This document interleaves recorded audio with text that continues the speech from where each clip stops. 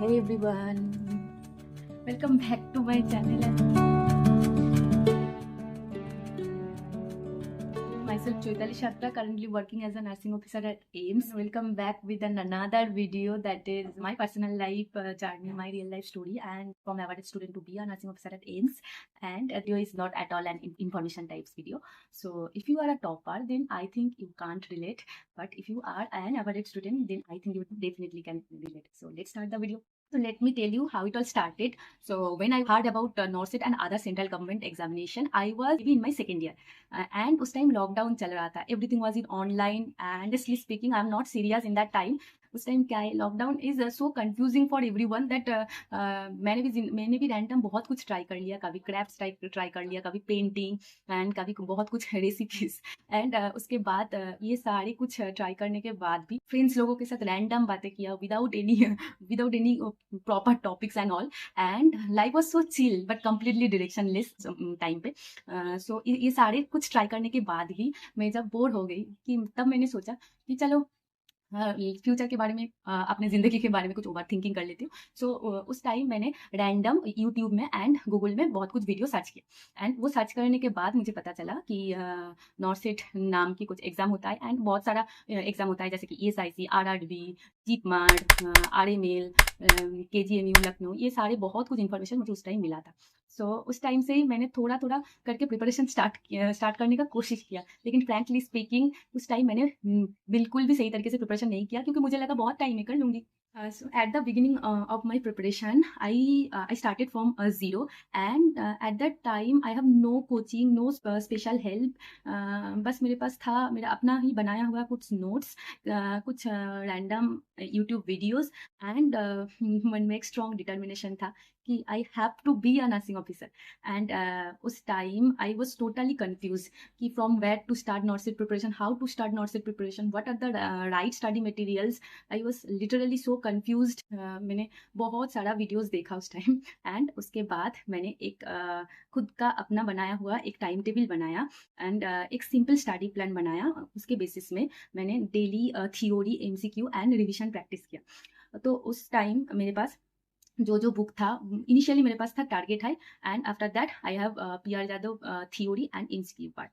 And उस time मैं हर रोज खुद को मोटिवेट करती थी. मतलब अगर आप कुछ सही जगह पे पहुंच नहीं पाओगे तो आपका ये जो सारे स्ट्रगल है, जर्नी है, कोई नहीं सुनेगा, है ना. मतलब हम ऑलवेज सक्सेसफुल लोगों को स्टोरी सुनते हैं. कभी किसी एवरेज स्टूडेंट जो जिंदगी में फेल हो गया, जो जिंदगी में कुछ कर नहीं पाया, उनका स्टोरी कभी कोई नहीं सुनता. तो इसीलिए मैंने खुद को हर रोज़ मोटिवेट करती थी कि मुझे बनना ही है, ज़िंदगी में कुछ बनना है, कुछ अचीव करना ही. तभी मैं मेरा जो पूरा स्ट्रगल स्टोरी है किसको बोल पाऊँ, नहीं तो ये सारे स्ट्रगल वेस्ट हो जाए. फाइनली ये सारे स्ट्रगल्स एंड चैलेंजेस तब स्टार्ट हुआ जब मैंने ये सारे रैंडम प्रिपरेशन के बेसिस में नॉर्सेट 4 दे दिया. एंड नॉर्सेट 4 में ये सारे ऐसा प्रिपरेशन लेकर अगर आप नॉर्सेट में जाओगे तो obviously you become a failure. So उस टाइम मेरा वो जो नॉर्सेट फेल होना और बस कुछ ही नंबर के लिए पीछे रह जाना, वो मेरा ईगो को ट्रिगर कर गया कि अगर इतना कम मार्क्स के लिए मैं पीछे रह गया तो मैं सही ट्रैक पे हूँ, मेरे से हो पाएगा. एंड उस time West Bengal recruitment board से मेरा CHO में सिलेक्शन हो. एंड वो उस टाइम मेरा मेनली स्ट्रगलिंग फेज चल रहा था, क्योंकि जो मेरा जो CHO का जॉब डेस्टिनेशन था वो मेरे घर से बहुत ही दूर था. मतलब 4.5 आवर्स का जर्नी करना पड़ता था हर रोज़, जाने के टाइम, आने के टाइम. तो ये जर्नी मेरे लिए बहुत ही ज़्यादा, मैं एग्जॉस्ट हो जाती थी पूरे दिन के बाद. लेकिन मैंने उस टाइम खुद को मोटिवेट किया कि बहुत सारे लोग तो जॉब के साथ साथ भी प्रिपरेशन करते हैं, तो मैं भी कर पाऊंगी. लेकिन उस टाइम अगर ऑनेस्टली बताऊँ तो इतना मैं एग्जॉस्टेड रहती थी, फिर भी उस टाइम भी मैंने एक भी सेकंड, एक भी मिनट वेस्ट ना करके खुद को हर रोज़ मोटिवेट करके. एंड वो जो ट्रेन में मुझे 4.5 आवर्स मिलते थे, उसके बीच में 3 आवर्स मुझे ट्रेन में पूरा सॉलिड टाइम ट्रेन में मिल जाता था. उस 3 आवर्स को मैं पूरे तरीके से यूटिलाइजेशन करने का, मतलब उस टाइम मैं नोट्स बनाती थी. एक मोबाइल, एक हेडफोन एंड एक शॉर्ट नोट पैड में मेरे पास ऑलवेज रखती थी. तो वो शॉर्ट नोट में घर आके फिर रिवाइज करती थी. ऐसे करके मेरा वो स्ट्रगलिंग फेज पूरा 1.5 मंथ चला. मतलब मेरा नॉर्सेट 4 से नॉर्सेट 5 के बीच में मेन प्रिपरेशन फेज था ओनली 1.5 मंथ का. तो इतना सब कुछ करने के बाद मेरा प्री में 99.8 और 7 समथिंग कुछ परसेंटाइल आया. जब प्री का रिजल्ट आया तो मुझे थोड़ा सा मतलब कॉन्फिडेंट मिला कि शायद हो जाएगा और शायद नहीं ना भी हो सकता है, क्योंकि प्री से मेंस का मतलब बहुत ज़्यादा डिफरेंस है. तो अगर प्री में आपका 99 भी आ रहा है, उससे कुछ फ़र्क नहीं पड़ता. तो मैं बहुत ही उस टाइम कंफ्यूज थी, एज वेल एज थोड़ा सा कॉन्फिडेंस मिला कि प्री तक का जर्नी मैंने तय कर चुकी हूँ। अब अगर मैं इधर से वापस चले जाई तो मैं कभी भी खुद को मतलब वो होता है ना कि खुद के पास भी एक बार आपको खड़ा होना पड़ता है कि ज़िंदगी में आपने क्या किया, क्या नहीं किया, तो वो मैं कभी भी नहीं कर पाऊँगी। तो इसीलिए मैंने बहुत मतलब उस टाइम में बहुत ही ज़्यादा डिप्रेस, फ्रस्ट्रेटेड बहुत कुछ था।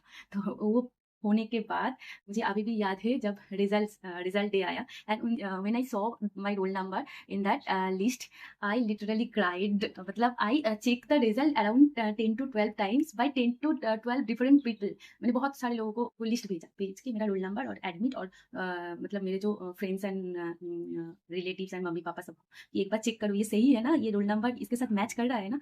तो उसके बाद मैंने इतना रोया, it was just the blast of emotions and वो जो फीलिंग्स है ना वो कुछ अलग ही है। मैं आपको एक्सप्लेन भी नहीं कर पाऊंगी कि उस टाइम मेरे अंदर क्या फीलिंग्स हो रहा था।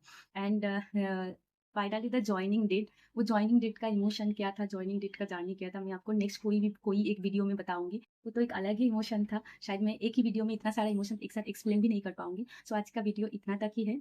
आपका ये सारे अगर जर्नी आप खुद के साथ थोड़ा सा भी रिलेट कर पा रहे हो ना, तो कोशिश करते रहो। ऐसा ज़रूरत नहीं है कि हर लोगों को टॉपर बनना है, एक्स्ट्रा ऑर्डिनरी बनना है। जो नॉर्थ सेट में, एम्स में जितना भी सारा नर्सिंग ऑफिसर्स हैं, वो सारे टॉपर नहीं हैं। वो कहीं न कहीं कोई ना कोई एवरेज स्टूडेंट ही है, जो कंसिस्टेंट है, इसीलिए इतना दूर का सफ़र तक आ पाया। तो आप भी कर पाओगे, खुद पे बिलीव रखो, सेल्फ डाउट पे मत जाओ, कंपैरिज़न में मत जाओ, आपसे भी हो पाएगा। अगर ये वीडियो आपको अच्छा लगे तो like and comments and share the video and please subscribe my YouTube channel. इससे मेरे को थोड़ा-सा मोटिवेशन मिल जाता है कि मैं और भी वीडियो बना पाऊँ। Thank you for watching this video. Tata.